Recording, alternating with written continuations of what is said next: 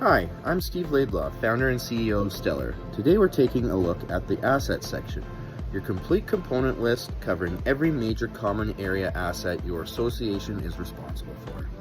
Each component has its condition, remaining life, and estimated replacement cost.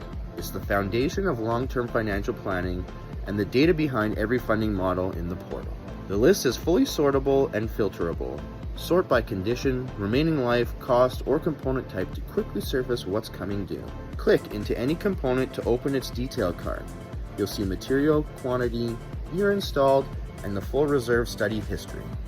Each component also has its own activity feed where you can post comments, photos, and documents like quotes or invoices, and update the budget as new pricing comes in. Every post is timestamped and tied to the component, so your reserve study stays current between formal study updates.